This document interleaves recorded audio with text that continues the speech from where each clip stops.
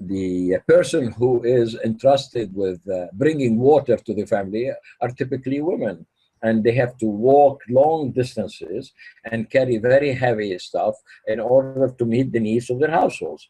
So to a great extent, there is an asymmetry here among the genders in terms of the responsibilities and about who delivers the water needs of the household. The other aspect is that most of the people who work in agriculture are women. And if agriculture is constrained, if agriculture is not getting its normal and required share of water, it tends to affect the household poverty, and particularly poor households that are invariably households that are have a head of the household as females.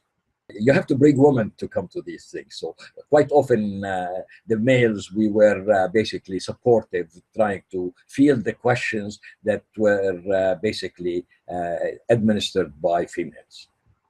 That's a very, like this situation you're not going to find in Lebanon. You're not going to find in Syria. You're probably not going to find in Jordan. You're not going to find in Palestine. You're going to find in Iraq. But it's far more in the Gulf and other areas, and in some of the conservative sheikdoms or governments in the Gulf.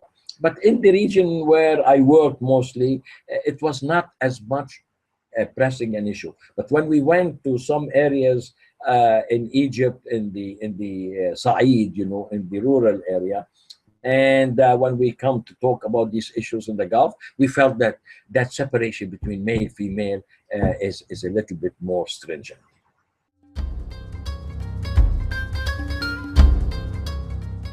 What is really needed here is that a realization that this water is going to be a major issue. I mean, there is no question about it.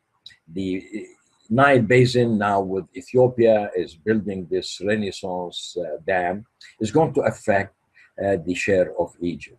And the Israeli overexploitation and the water diversion projects in 1964 has affected the people on the Jordan Basin. And the Turkish exercise of hegemonic power is limiting the supplies. We need another framework, an institutional arrangement in which maybe Europe, the United States, Russia, every place else has to come to deal with this, because these bases are nascent areas of violence, and the wars are going to probably be about water than anything else.